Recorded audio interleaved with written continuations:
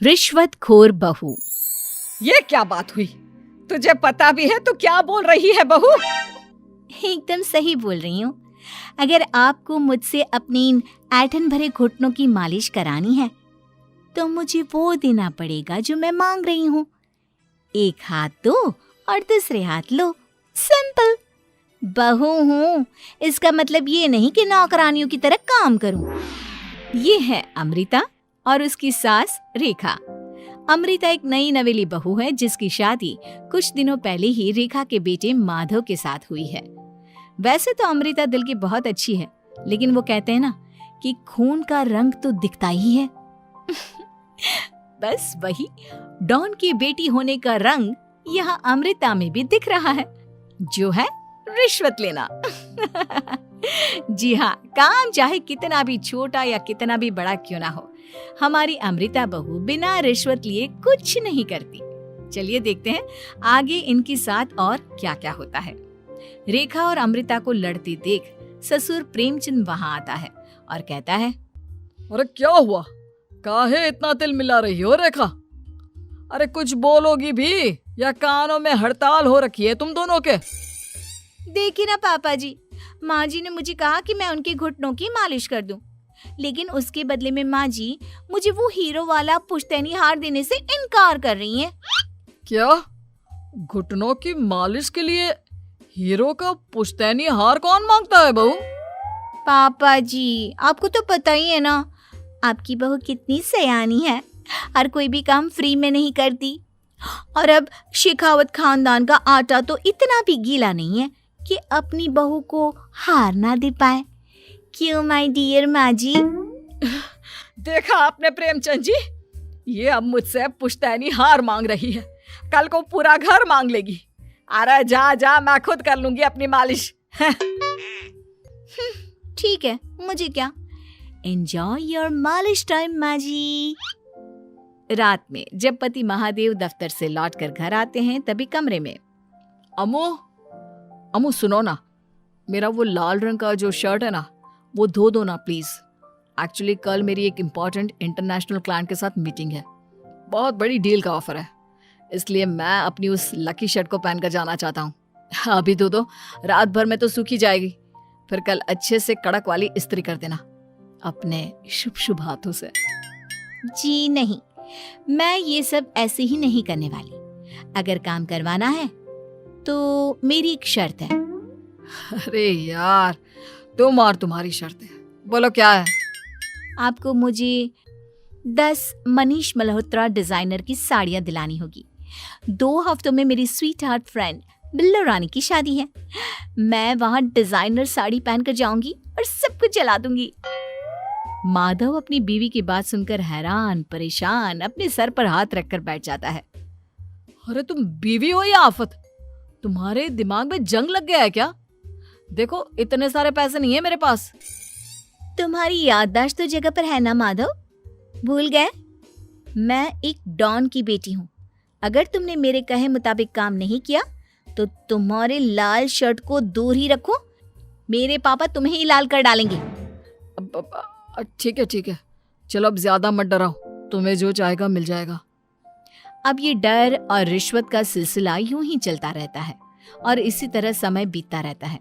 एक सुबह सब नाश्ते के टेबल पर बैठे थे, जहां अमृता सबके सामने एक व्हाइट बोर्ड लाती है जिस पर दिन भर के सारे कामों के रेट लिखे हुए थे। अब ये क्या है? टीचर नहीं बनने का इरादा है क्या तेरा? अगर हाँ तो अफसोस, बेचारे बच्चे, उनका भविष्य तो अंधेरे में है। आप लोग बेकार की बातें बंद कीजिए और आंखें खोलकर ठीक से पढ़िए क्या लिखा है। ये आज के सारे कामों के रेट्स हैं। आलू पराठे, चाय, दाल, रोटी, चावल, सब्जी, हलवा, मिठाई, रसोई की सफाई, वॉशिंग मशीन में कपड़े धोना, ओखल में मसाले कूटना और माँ जी और पापा जी की अलमारी की सफाई करना। इन सब कामों की कुल मिला के जो रकम बनती है वो है ये 10,000 रुपए, और माँ जी की लेटेस्ट लाए हुए सोने के झुमके भी। अमृता, तुम इंसान हो या हैवान? जरा तो दया करो हम पर। हे राम जी, उठा लो, अब ना देखा जाता ये सब। सच में पता नहीं कौन सा दिन था वो जब ये हमारे घर आई। महादेव, तेरे प्यार ने तो हमारा जीना दुश्वार कर दिया बेटा। दुनिया में बहुत रिश्वतखोर लोग देखे, लेकिन ऐसी रिश्वतखोर बहू पहली बार देख रहा हूँ जो अपने ही परिवार को लूटने में लगी है। बहू, तुझे पता है ना कि ऐसे रिश्वत मांगना गुनाह है। पापा जी, मैं कोई गुनाह नहीं कर रही हूँ। रिश्वत लेना बाहर की दुनिया में गुनाह है। मैं तो बस अपना हक मांगती हूँ। मेरी रिश्वत रिश्वत नहीं, मेरा शगुन है, नेक है। और वैसे भी मैं एक बहू हूँ, इसका मतलब ये नहीं कि मैं सब काम पूरी जिंदगी फ्री में करूँ, आपके चरणों को धोते बैठूं और 24 घंटे आपकी नॉन स्टॉप सेवा करती बैठूं। चलिए छोड़िए, नाश्ता और खाना चाहिए तो बोल दो जल्दी से, वरना मैं चली थिएटर। आज मेरे फेवरेट सलमान की पिक्चर रिलीज हुई है। इतना कहकर अमृता वहां से चली जाती है। इस बेवकूफ का जल्दी कुछ करना पड़ेगा। कुछ दिनों बाद घर में पूजा रखी थी और पूजा में 11 पंडितों का खाना बनाने के लिए कहा जाता है, वो भी नई बहू के हाथों से। देखो अमृता बहू, आज घर में पूजा है, 11 पंडितों को खाना खिलाना है। 56 भोग बना पाओगी? उन्होंने कहा है कि नई बहू के हाथों का खाना ही होना चाहिए, नहीं तो मैं रेखा को ही बोल देता हूँ। ओ कम ऑन पापा जी, खाना तो मैंने फ्री फंड में अपने घर में भी कभी ना बनाया, तो अब आपको क्या लगा कि पूजा का नाम लेकर आप मुझे अपनी झांसी में फंसा लोगे? अरे कल मुही, बस अब बस, पहले सुन भी ले क्या कह रहे हैं हम। तुम्हें जितने पैसे चाहिए, जितने तोहफे चाहिए, सब ले लेना, बस पूजा पाठ में कोई बाधा नहीं आनी चाहिए।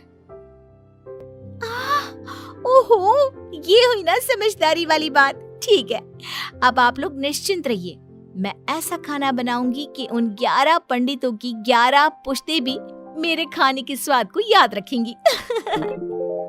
अमृता पंडितों के लिए खाना पकाती है और पूजा संपन्न होने के बाद उन्हें केले के पत्तों पर खाना परोसती भी है, जिस पर खाने का पहला निवाला खाते ही वो क्या भोजन है। हम इतनी जगहों पर जाते हैं, लेकिन इतना अच्छा स्वाद तो काफी मुश्किल से चखने मिलता है। रेखा जी, प्रेमचंद भाई साहब, आप लोग सच में भाग्यवान हो कि आपको इतनी सर्वगुण संपन्न बहू मिली है, जिसके हाथों में साक्षात माँ अन्नपूर्णा विराजती है। सर्वगुण संपन्न, सबको संपन्न कर देगी यह खूंखार औरत। कुंडली मार कर बैठ गई है मेरे बेचारे बेटे के जीवन में। एक मिनट, अरे ये बात मेरे इस बूढ़े दिमाग में पहले कैसे नहीं आई? इस अमृता की बच्ची को मैं अपने घर से बाहर कैसे निकालूं? इसका उपाय तो पंडित जी के पास जरूर रहेगा। रेखा अगले दिन पंडित जी के पास जाकर उन्हें अमृता के बारे में सब कुछ बता देती है, जिसे सुन पंडित जी भी परेशान हो जाते हैं। अरे, ऐसी बहू तो 7 जन्मों में भी किसी को नसीब ना हो भगवान। देखिए रेखा जी, आपकी रिश्वतखोर बहू और आपके बेटे की कुंडलियों को जोड़कर देखा है मैंने, लेकिन इसमें तो यही बता रहे हैं कि ये आपके जीवन से कभी नहीं जाने वाली। इसलिए उससे सुधारने के लिए जल्दी आप लोगों को ही कुछ करना होगा, नहीं तो एक दिन वो आप लोगों को कंगाल करके ही दम लेगी। नहीं, ऐसा हरगिज नहीं होगा। मैं कुछ करूंगी, हाथ पे हाथ धरे नहीं बैठूंगी मैं। वहीं घर पर अमृता को ये पता चल जाता है कि उसकी सास रेखा पंडित जी के पास उसकी और महादेव की कुंडलियां लेकर गई थी, और इस पर जब रेखा घर लौटती है तब वाह माँ जी वाह, बहुत ही ज्यादा सयानी निकली आप तो। लेकिन मैं आपको एक बात बताना चाहती हूँ कि मेरी और महादेव की कुंडलियां जोड़कर पूजा पाठ और हवन करके भी कुछ नहीं मिलेगा, क्योंकि मैं ऐसी बला हूँ जो आप सबकी जिंदगियों से अब कभी नहीं टलने वाली, फिर चाहे आप कितने भी टोटके हवन या उपाय कर लें। तो खुद को समझती क्या है रे बदतमीज, तुझसे बात करना तो दूर, मुझे तो तेरी शक्ल देखना भी नहीं पसंद। अब सास बहू के बीच एक अनकहा सा युद्ध छिड़ जाता है। दिन बीतने लगते हैं, लेकिन एक दिन अचानक रेखा की तबीयत हद से ज्यादा खराब हो जाती है और उसे सांस लेने में भी काफी दिक्कत और परेशानी महसूस होती है। जब उसे डॉक्टर के पास ले जाया जाता है तब डॉक्टर चेकअप करके कहते हैं, देखिए, मैंने सारे टेस्ट करके देख लिए हैं और रिपोर्ट्स को क्रॉस चेक करके ये पता चला है कि रेखा जी को गंभीर दिल की बीमारी है। उनके फेफड़ों में भी काफ़ी सूजन आ गई है। उनका जल्द से जल्द ऑपरेशन करना होगा, वरना आई एम सॉरी टू से उन्हें बचाना मुश्किल हो जाएगा। ये खबर सुनकर प्रेमचंद और माधव दोनों हक्का बक्का रह जाते हैं। लेकिन डॉक्टर साहब, कितने पैसे लगेंगे ऑपरेशन के लिए? और उसके बाद रेखा पूरी तरह ठीक तो हो जाएगी ना? जी हाँ, इस ऑपरेशन के बाद वो बिल्कुल ठीक हो जाएंगे, लेकिन वो तभी हो सकता है जब ऑपरेशन टाइम से हो पाएगा। और रही बात ऑपरेशन के खर्चे की, तो उसमें तकरीबन 6 से 7 लाख रुपए तक लग सकते हैं। जहां एक तरह सब रेखा की तबीयत और ऑपरेशन को लेकर परेशान होते हैं, वहीं घर पर रेखा को बिस्तर पर देखकर भी अमृता के अंदर जरा भी दया नहीं आती। ओ माँ जी, ये अपना फालतू का मेलोड्रामा बंद कीजिए ना आप।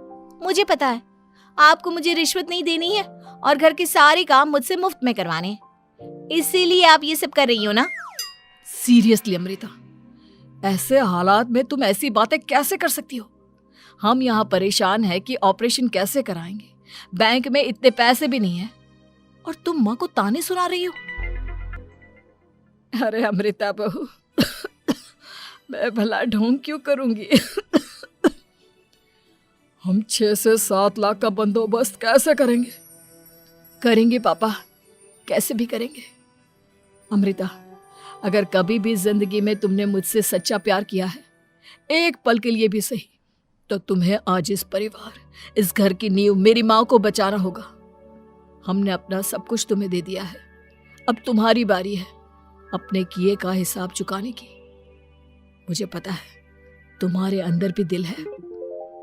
अमृता बिना कुछ कहे वहां से चली जाती है और अपने कमरे में जाकर वो अलमारी में से अपनी माँ की तस्वीर को निकालकर अपने सीने से लगाती है और भावुक हो जाती है। माँ, आपके जाने के बाद पापा ने ही मेरा ख्याल रखा, लेकिन उनकी वजह से ही मुझ में काफी बुरी आदतें भी आ गई। शायद मुझे इतना बुरा आपकी गैर मौजूदगी ने ही बनाया। मैंने कभी आपकी लोरी नहीं सुनी, आपकी गोद में नहीं सोई, आपके हाथों से अपने बालों की चंपी नहीं करवाई, क्योंकि वक्त से पहले ही आप मुझे यहाँ छोड़कर चली गई। लेकिन अब मैंने जितना भी इस घर से लिया है, उतना सूद समेत चुकाने की बारी आ गई है। अब मैं अपने रहते अपने प्यार को भी उसी दर्द से नहीं गुजरने दे सकती जो मैंने आपके नहीं होने से सहा है।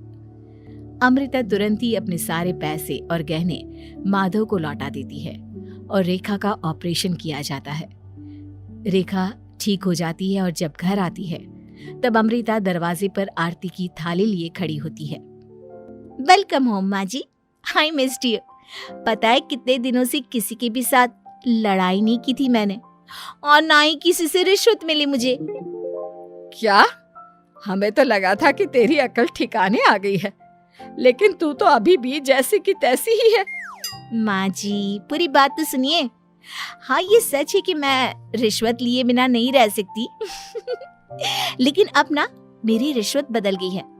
अब मुझे हर काम के बदले झप्पी, अपनापन, प्यार और अपनी इस माँ का दुलार चाहिए ये सब तो हम तुझे भर भर के दे सकते हैं बेटा। पूरा घर एक साथ अमृता को जोर की झप्पी देता है और सब हंसते मुस्कुराते घर के अंदर चले जाते हैं।